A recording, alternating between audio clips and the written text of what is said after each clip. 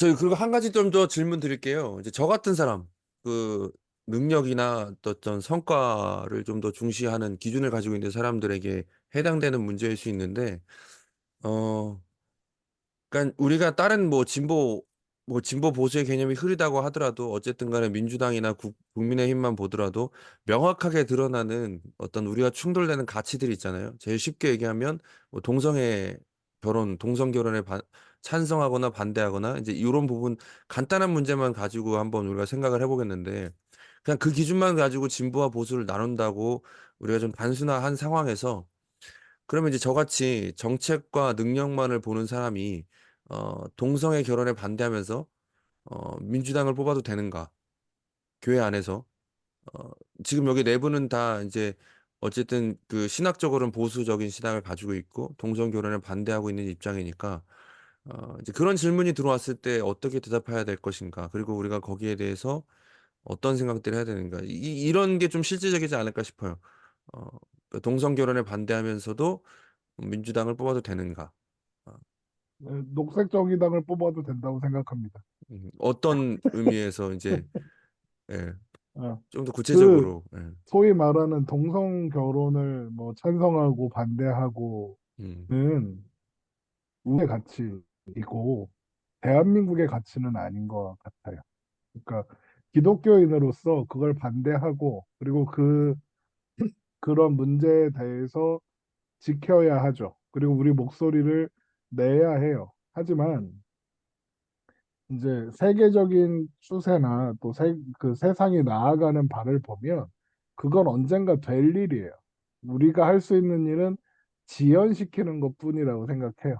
어, 그렇기 때문에 만약에 내가 뭐 이렇게 뭐 백으로 마음에 드는 사람은 없겠지만 조금 더 마음에 드는 사람이 어떤 기독교적인 가치를 지지하지 않는다고 해서 혹은 반대한다고 해서 그 사람을 뽑지 말아야 할 이유는 없다고 생각합니다.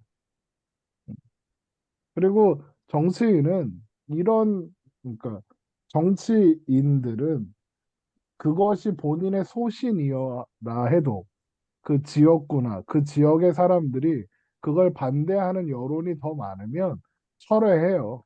왜냐면 그게 자기한테 이득이 안 되기 때문에. 그래서 제가 생각하기에는 상관없다. 그거 우리가 가지고 있는 기독교적인 가치와 이거 때문에 예를 들어서 뭐 그러면 그거 반대한다, 반대해 주겠다, 절대 맞겠다라고 하는 자유통일당 같은 데를 뽑을 수는 없잖아요. 그럴 바에야 그냥 그거 우리의 가지고 있는 가치를 반대한다고는 하지만 어쨌든 사회를 더 좋은 방향으로 이끌어 가려고 하는 사람들의 생각에는 그게 더 그 뭐야 뭐 동성 결혼을 찬성한다든가 뭐 이런 것들이 더 좋은 방향이라고 생각한다면 그게 더 낫다 차라리.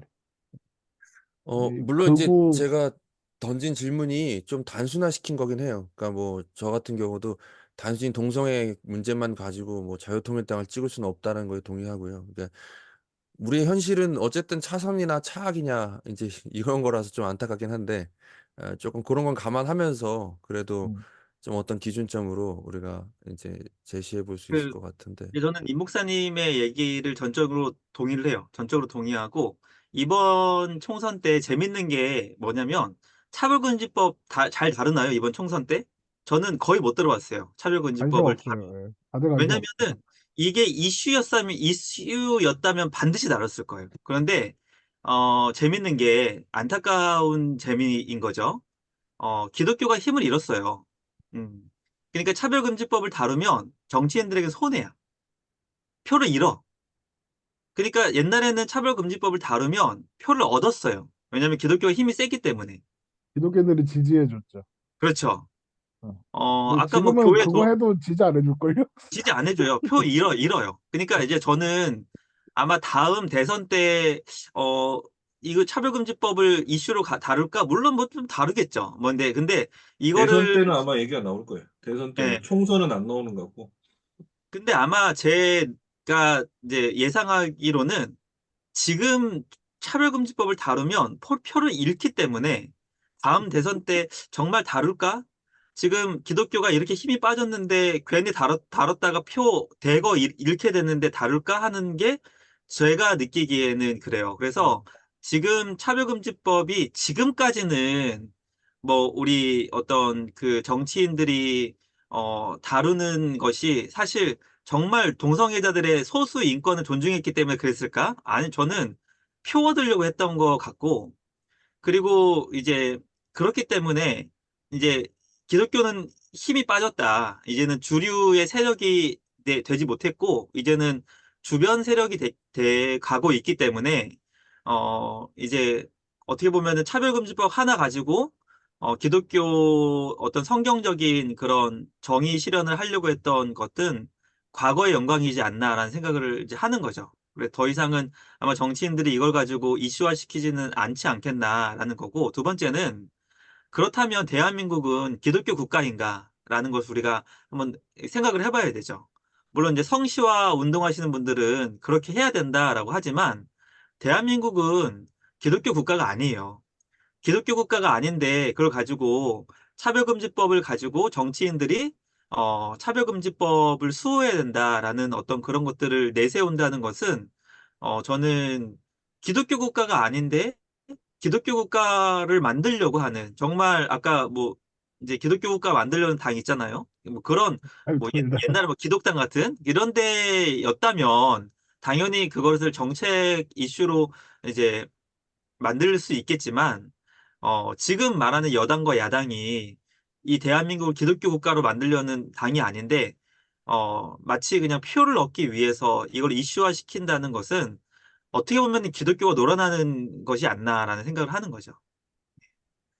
그러니까 이제 뭐 그 박강사님 말씀하시기 전에 제가 잠깐 얘기를 하면, 이제 어찌 됐거나 현실은 이제 저 같은 경우는 차악을 선택하는 경우가 돼 버렸는데, 그러니까 지금 나온 이제 주장들에 대한 뭐 저의 개인적인 의견도 중요하겠지만, 어 그 보수를 막 주장하는, 그런 교회 안에서 보수를 주장하는 사람들의 얘기는 인제 이런 얘기들이 있더라고요. 어 기독교 국가는 아니지만 기독교 가치를 주장하는 것이 교회의 마땅한 역할이다. 그리고 지연시키는 것일 뿐일 수 있지만, 그럼 지연시킨다는 것이 의미가 없는가? 인제 그러면서 또 심하게는 이런 얘기도 하죠. 동성 결혼에 반대가 동성 결혼이 찬성되면 이제 그런 거와 더불어서 기독교적 가치들이 도미노처럼 우후죽순으로 무너질 거다. 이제 그러면서 과거의 예를 드는 것 중에 하나가, 보수적 가치를 굉장히 중요시하는 그 교회 안의 소리들 중에 그 프랑스 대혁명 같은 경우도 단순히 인제 어떤 민주주의나 그런 게 아니라 기독교 가치에 대한 도전으로 보는 사람들도 있고, 인제 아까 인제 지금 최근에 이슈되지 않은 여러 가지 많은 사항들, 차별금지법 같은 것들이 이슈가 되지 않았지만 어 이제 약간의 뭐 음모론 반 우려 반이겠지만, 이익이 되는 어떤 상황들을 이슈화시키고 그 이면에 그것들이 수용되면서 쪼금씩 인제 그런 기독교적 가치들을 무너뜨려 나갈 거다, 인제 이런 식으로 주장을 하기도 하거든요. 그러면 이러한 입장들에 대해서는 어떻게 대답해 줄 수 있는가? 라는 질문이 또 들게 되는 거죠. 저는 개인적으로는 인제 국회의원 선거에서는 차별금지법이 문제가 안 된다고 봐요. 왜냐면 지역별로 차이가 크고, 음. 저기 당진에는 이번에 차별금지법 터졌어요. 음. 당진 같은 이런 데는 거기 기독교 인구가 좀 돼요. 음. 그쪽은 그랬다니까 세 당 모두 진보당까지 싸그리 전부 반대. 음. 거기는 표가 그렇게 나오는 거예요. 그러니까 인제 그 말씀은 맞는데, 저는 이게 인제 국회의원 선거에서야 뭐 얼마나 그게 큰 역할을 하겠냐 그러는데, 이게 대부분 당론으로 채택이 돼 들어가잖아요. 음. 그리고 제가 개인적으로 문재인 대통령을 좋아하면서도 아쉬웠던 영역이 이런 거거든요. 그러니까 이념적으로 너무 이 사람들이 어 대한민국 사회를 자기들이 갖고 있는 도덕적 가치로 바꿔야 된다는 게 너무 강해서 거기에 대해서 절충을 나는 못 했다고 봐요. 음. 그래서 차별금지법 이런 거를 자기들이 갖고 있는 이념적 실현을 통해서 가려고 얘기한 거. 왜냐면은 자유라는 걸 끝까지 밀어붙이면 그들이 갖고 있는 구조 안에서는 그 얘기를 해야 되니까.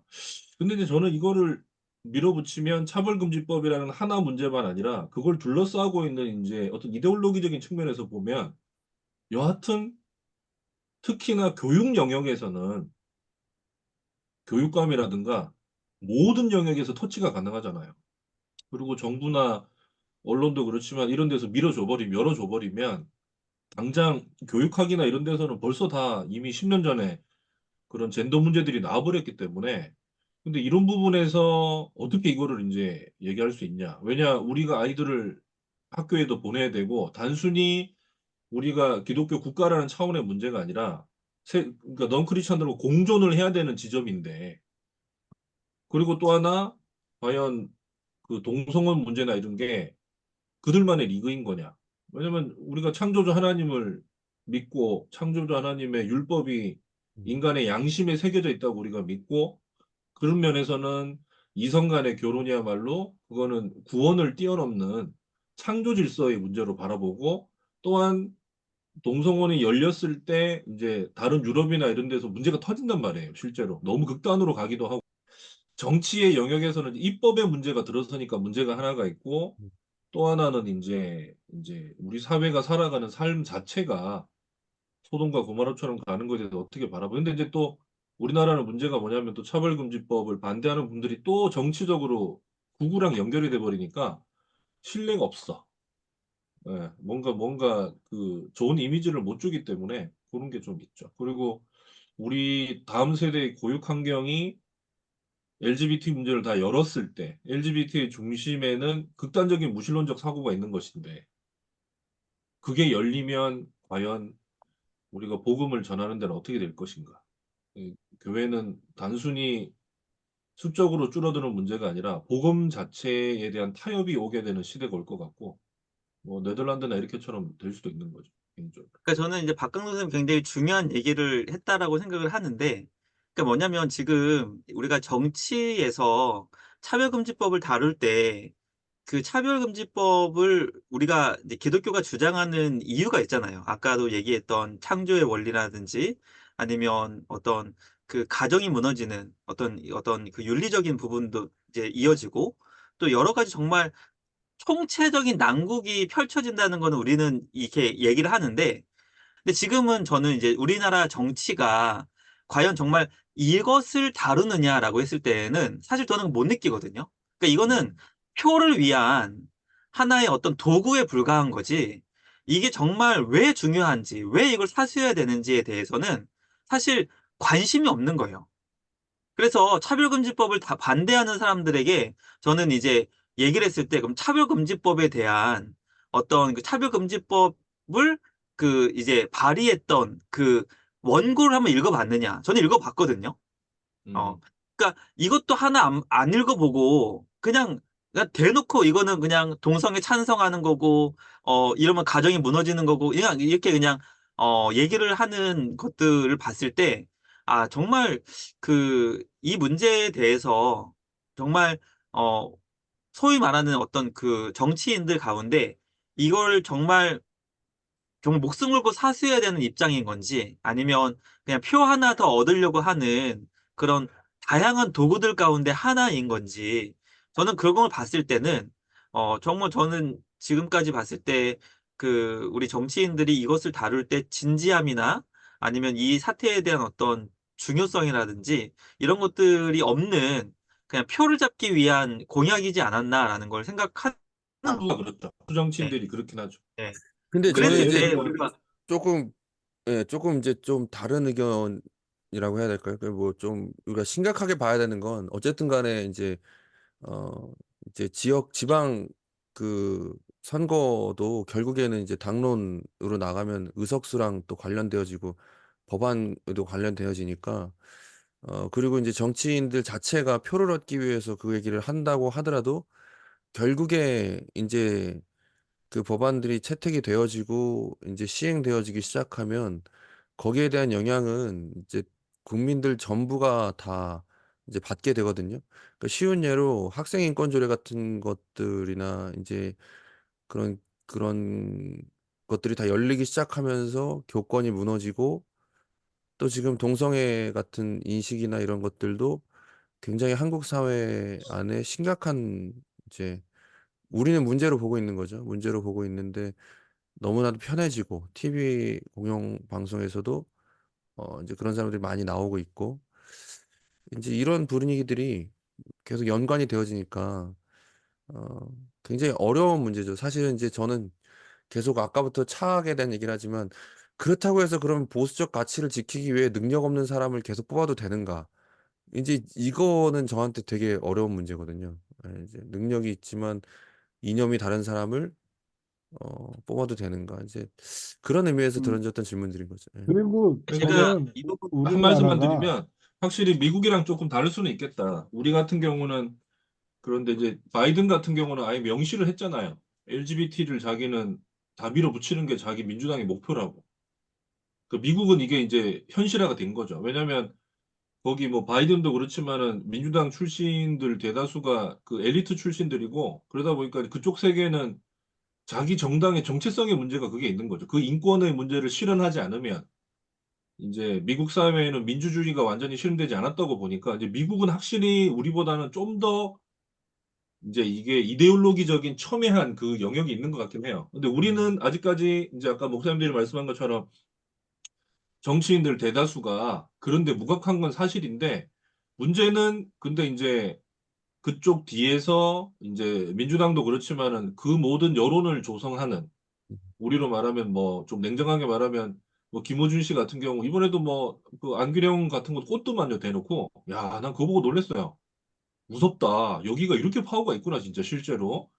아예 그 공천 이런 지역에서 전략 공천을 김어준 뉴스공장에서 같이 뭐 대화하고 하던 뭐 이런 기자하고 이런 사람들을 꽂는구나 대놓고. 이제 그런 데서 이제 압박이 들어가는 거죠. 그리고 그 이제 배경에서 그랬을 때 민주당 지지자들 이런 사람들도 표를 의식하게 될 것이고 그러니까 이런 문제들이 터지니까 사실은. 그런데 저는 좀 장기적으로 보았을 때 네. 지금 그런 흐름들을 먼저 만들어 왔던 나라들이 지금 어떻게 가고 있냐 보면 이제 그게 소위 말하는 LGBT 이런 문제도 사실 PC 때문에 나오는 거잖아요. 정치적 올바름을 구현하자 뭐 이런 거잖아요. 근데 그런 것들을 먼저 구현하고자 하던 나라들이 지금 이제 지금은 현재 역풍을 맞고 있거든요. 그 PC함 때문에. 그러니까 그렇죠. 실례로 보수로 돌아가죠. 자본주의를 기반으로 하고 있는 나라들은 음. 이제 LGBT가 그러니까 제가 보기에는 이게 어떤 사상의 흐름이 아니라 그게 장사가 됐던 거예요.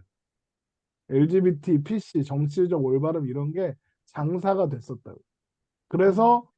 그래서 그런 것들로 확 쏠려 갔어요. 그런데 지금 다시 어떻게 되고 있냐면 그게 너무 심해지니까 그게 이제 장사가 안 되는 거예요. 그러니까 저는 게임 좋아하고 뭐 미디어 이런 걸 좋아하니까 당장 최근에 어떤 게임이 오픈을 했는데 여자 주인공이 너무 안 이뻐.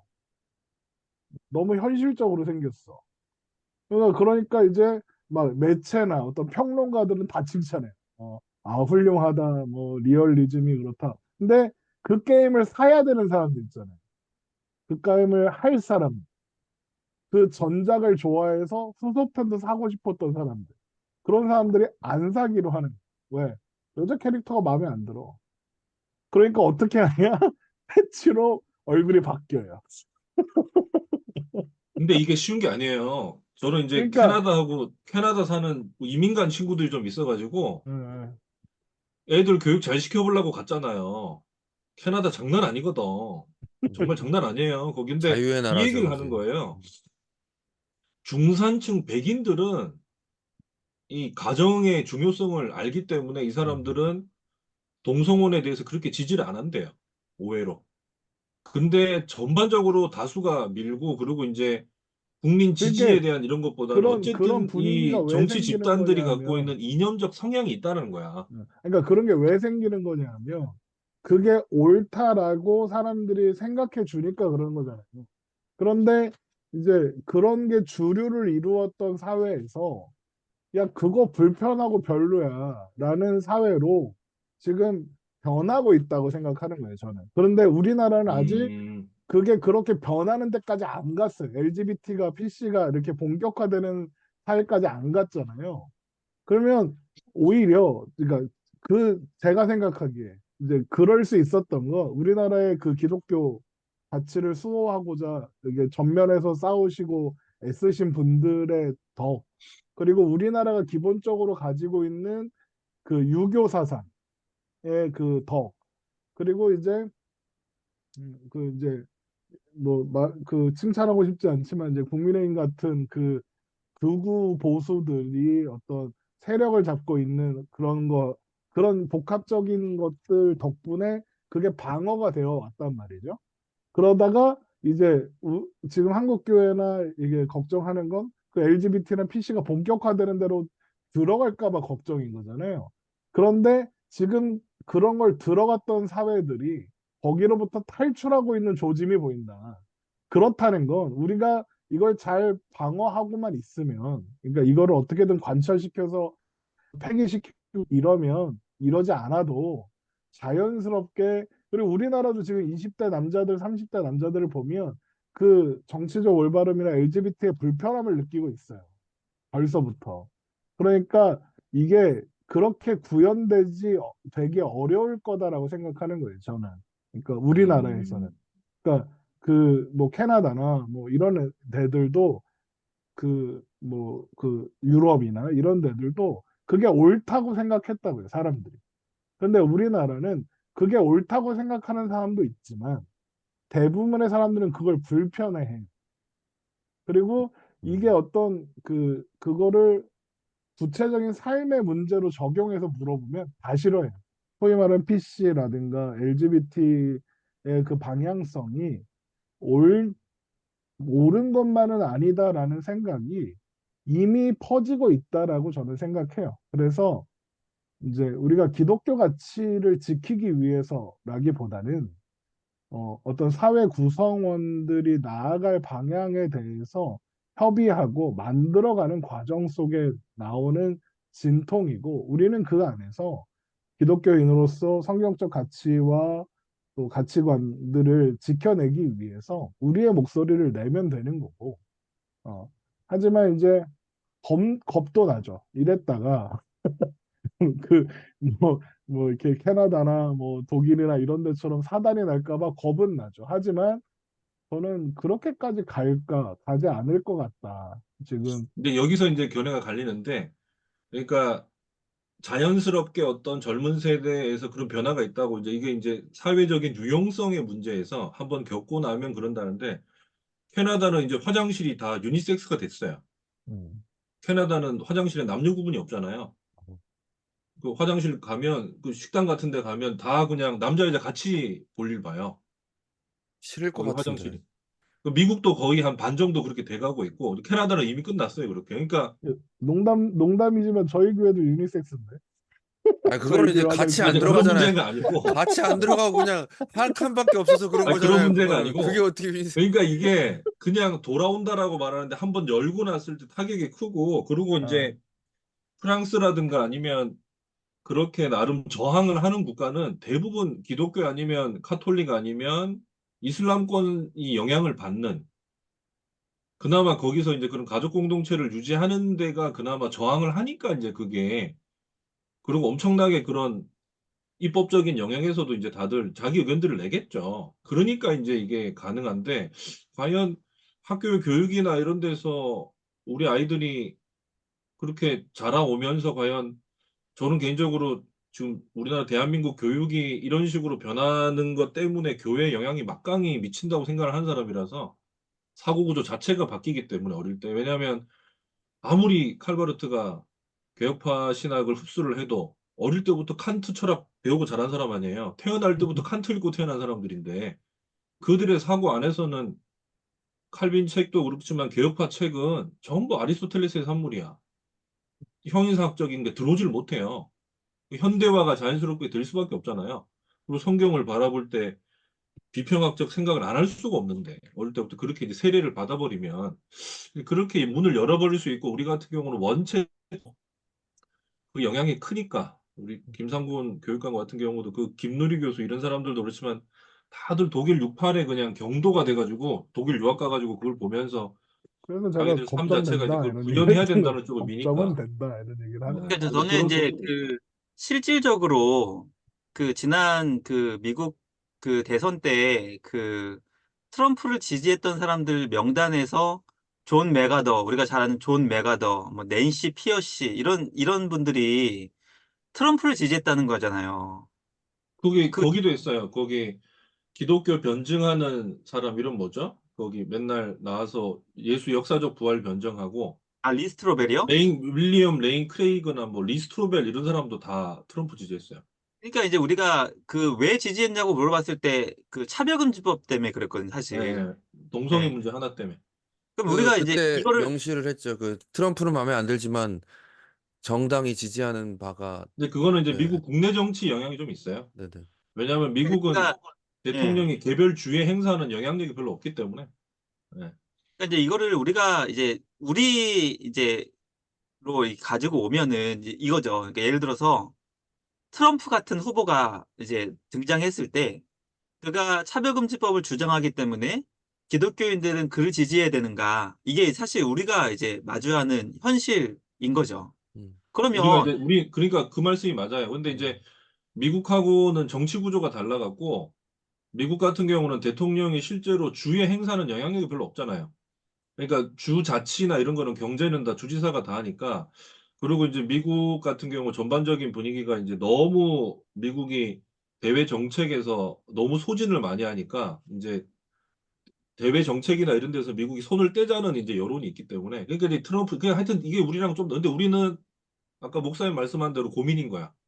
그 대통령 한 명 안에 모든 게 다 겹쳐 있거든. 그러니까 이제 우리가 이제 그 예를 들어서 그러니까 정말 현실적으로 트럼프와 같은 후보가 나왔을 때 그가 그러니까. 차별금지법을 주장하기 때문에 그에게 우리가 표를 줘야 되는가라고 얘기를 했을 때에는 어 저는 그러니까 물론 차별금지법이 대의냐 아니면 뭐 대의가 아니냐라고 얘기를 했을 때에는 이거는 논쟁의 여지가 있을 수 있겠지만 어 이제 트럼프를 통해 가지고 그가 미쳤던 영향은 실로 엄청났거든요.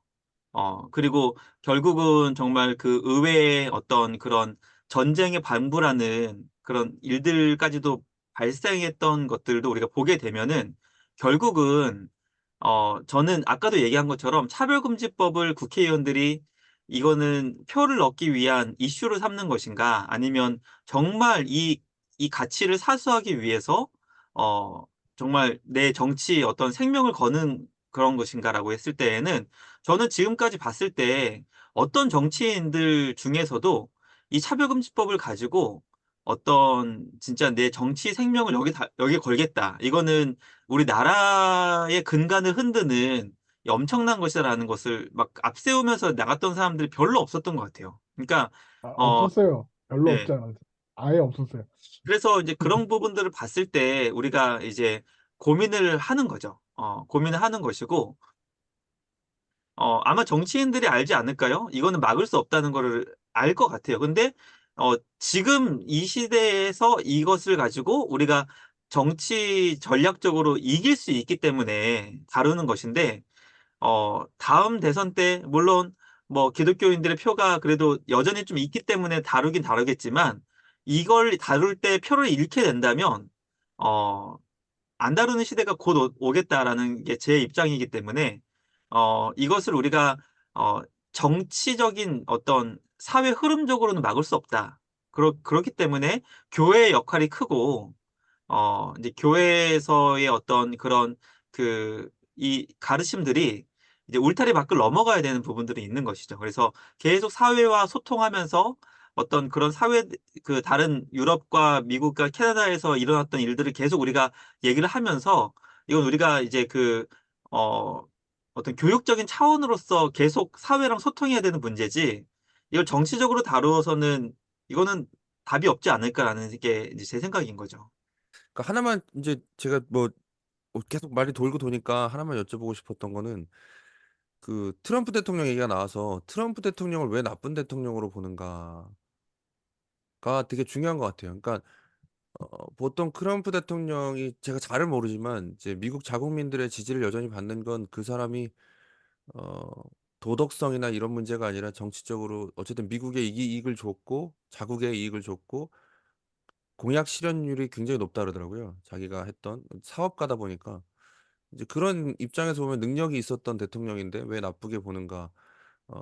나쁘게 보는 사람들의 입장에는 어떤 도덕적 가치나 또 우리 교회 안에서는 기독교적인 가치와 상충되기 때문에 나쁘게 보는 거라면 그건 역시나 마찬가지로 동성애 문제나 차별금지법의 문제를 다루는 거랑 똑같은 기준을 가지고 우리가 또 평가를 하는 거리가 될 수 있겠다라는 생각과 여러 가지 이제 그런 좀 깊이 있는 생각을 하긴 해야 되겠죠. 근데 뭐 이제 계속 차악에 대한 얘기를 하게 되지만 차악을 선택할 때도 어떻게 차악을 구분할까는 여전히 숙제긴 합니다. 왜냐면 결국에 뭘 제일 우선순위로 가지느냐가 중요한 것 같아요. 경제 성장보다 기독교적 가치를 더 중요시 여기느냐. 우리 이제 교회 안에서 좀 품격 있고 그리고 좋은 방향 안에서 정치적 대화가 이루어지기 위해서 어, 가능할지 모르지만 그걸 위해서 각자 교회에서 좀 세울 수 있는 기준들이 뭐가 현실적인 있을까를 거. 현실적으로 우리 아까 얘기했던 것처럼 뭐 뒤에 호칭을 붙인다든지 이제 이런 실제적인 방안들을 짧게 하나 두 개 정도씩만 좀 얘기하고 저는 제가 질문을 좀 드리고 싶은 게 우리 네. 목사님들은 음, 만약에 교인들한테 시사를 이제 어쨌든 요즘은 신문 보는 시대는 아니니까 그렇잖아요. 그러면 이제 뭐를 보라 그러세요? 토론회. 저는 이제 원칙이 첫째, 한쪽 패널만 나와서 혼자 떠드는 건 보지 마라. 무조건 음, 양쪽 둘이 나와서 논쟁을 해야 돼. 전 요게 하나 기준이에요. 그래서 양쪽 얘기를 다 들어봐야 된다. 음, 그게 이제 하나가 기준이고, 저는 그래서 추천하는 게 어디를 추천하냐? CBS. 음.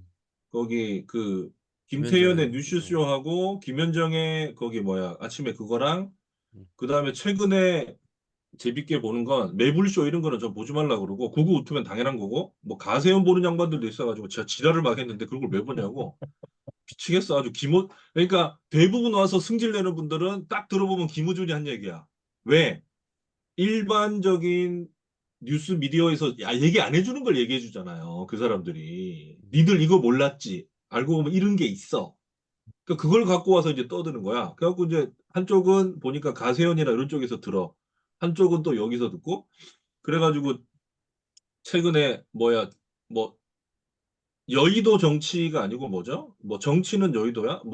그 해가지고 저기 누구야? 정용진 맞죠? 정용진 예전에 그 뭐야 매불쇼 같이 하던 그 친구 정용진이 나와서 JTBC에서 음, 그 정치는 여의도인가 해가지고 뭐 거기 나와 있는 거기가 좋은 게 이제 완전 양극에 있는 사람들이 아니고 각 당에서도 쌍방이 나와가지고 토론을 같이 붙더라고요. 그리고 이제 딱 주제 선정할 때도 이렇게 종류별로 해서 요거 두 개 하면 요거 두 개 실어주는 방식으로.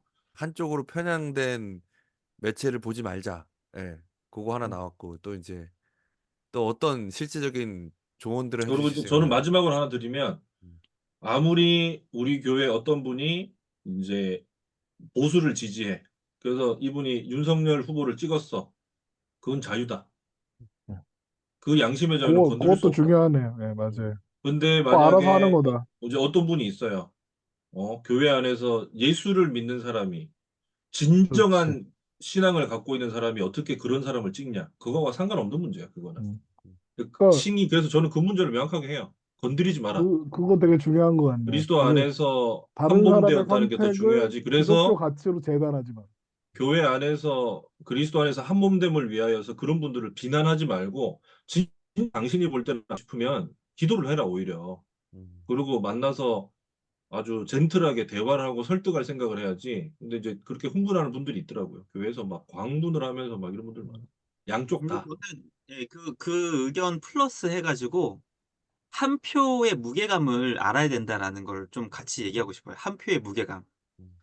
우리가 정말 지난 대선을 통해서 한 표의 무게감을 한 표의 무게감을 저는 이제 절감했거든요. 그래서 그 내가 어떤 것을 선택한 거에 대해서 타인의 선택에 대해서 비난하거나 조롱하면 안 되죠. 안 되지만 우리가 선거에 임할 때 내가 이 한 표를 행하여서 이 나라가 어떻게 변할 수 있는지, 그리고 어떻게 달라질 수 있는지에 대해서 진지함이 있어야 된다. 그리고 또 한 가지는 저는 이제 우리 그리스도인과 또 그리스도인 또 포함해가지고 모든 국민들은 반드시 투표해야 된다. 반드시 투표해야 된다. 찍을 당이 없다 하더라도 진짜 진지한 마음으로 투표를 해야지. 그래야지 정치인들이 국민 무서운 줄 알지. 제가 지난번에 뉴스 봤을 때 요즘에 그 20대 투표할 건지 물어봤을 때 많은 젊은이들이 투표 안 한다고 했거든요. 그러니까 왜 안 하냐 하니까 찍을 당이 없다는 거예요. 그거는 그렇게 우리가 이제 그 투표에 대해서 무관심하게 되면 이제 정치인들이 함부로 할 수 있는 세상이 되기 때문에 저는 투표가 앞으로 뭐 90%, 뭐 95% 이렇게 됐으면 좋겠다라는 게 이제 진지한 어떤 그러니까 교회 성도들에게는 반드시 투표해야 된다. 이 정치에 대해서 무관심하면 안 된다라는 거 한 가지 얘기하고 싶고 그리고 또 한 가지는 저는 그런 것 같아요. 제가 어떤 그 성도님에게 그 설교 끝나고 나서 이제 그 분이 이렇게 저한테 이렇게 얘기한 거예요. 목사님 설교 들으니까 어떤 당을 좀 지지하시는 것 같다라는 느낌을 받았다는 거예요. 저는 전혀 정말 그렇게 하지 않았거든요. 그런데 왜 그분이 그렇게 느꼈을까라는 걸 진지하게 생각했을 때 성경의 정신을 우리가 이제 얘기를 했을 때 지금 여당이든 야당이든 이 두 당 가운데 한 당이 선명하게 드러나는 당들이 있는 것 같아요. 이게 제 느낌에는. 그러니까 그분이 그렇게 얘기를 한 거겠죠. 그래서 저는 한편으로는 내가 설교를 너무 그냥 두루뭉실하게 하지 않았구나라는 걸 생각하면서도 성경적 정신과 원리를 우리가 얘기를 했을 때에는 아니 그 여당과 야당이 색이 있기 때문에 그 색이 드러나지 않을까라는 게 제 생각이거든요. 그래서 성경적 원리와 성경적 내용을 우리가 설교 안에 담아내서 설교를 하게 되면 이제 성도들은 그 말씀을 듣고 '아 이번 선거에는 이 사람을 뽑아야 되겠다.'라는 게 조금 나오지 않을까라는 게 저의 어떤 그 약간 이상이죠. 같은 경우는 어쨌든 간에 제일 중요하게 생각하는 게 정치에 너무 목숨 걸지 말도록 정치에 답이 있는 게 아니라 우리의 답은 그냥 그리스도에게 있고 정치는 옳고 그름을 가르는 기준이 아니라 또 수단이다. 가치를 수련하는 수단이다라는 거에서 그런 의미에서 서로 좀 존중하고 좀 이렇게 배려해 줄 수 있다라는 약간 어 뻔한 얘기를 좀 하고 싶네요. 뻔한 얘기를 하면서 그 좀 이야기 큰 하니까 손석희 아나운서가 예전에 음 거기 이제 JTBC 그만두면서 했던 얘기가 떠오른 것 같아요. 뭐라 그러셨나요? 세상은 보이지 않는 사람들에 의해서 음. 움직인다고 자기는 믿는다. 음. 눈에 보이는 힘을 갖고 있는 사람들이 하는 일보다 음. 아무도 드러나지 않는 곳에서 있는 작은 곳에서 자기는 세상이 오히려 변화되고 움직인다고 자기는 믿는다고. 저도 약간 그런 쪽이에요. 근데 정치에 대한 너무 과잉, 음. 정책 하나에 의해서 모든 게 왔다 갔다 한다라는 생각은 조금 저는 약간 지향하는 편입니다. 거기서 뭐 우리의 선택이 모든 걸 좌우한다라는 건 좀 이제 내려놔야 되는 문제겠죠. 음. 그래서 결국은 큰 틀에서는 좀 너무 많은 비난이나 이런 거, 실책이나 이런 것들에 대해서 너무 과도하게 비판하는 거는 음. 프랑스 같은 경우는 그런 데잖아요. 10년 뒤에 평가한다면서요. 불문율로. 그 대통령이 이제 바뀌고 나서 10년이 지나고 나서야 그 사람의 정책에 대해서 평가를 하는 게 정계의 불문율이라고 그러지만 그런 거는 굉장히 좀 합리적인 것 같기도 하고.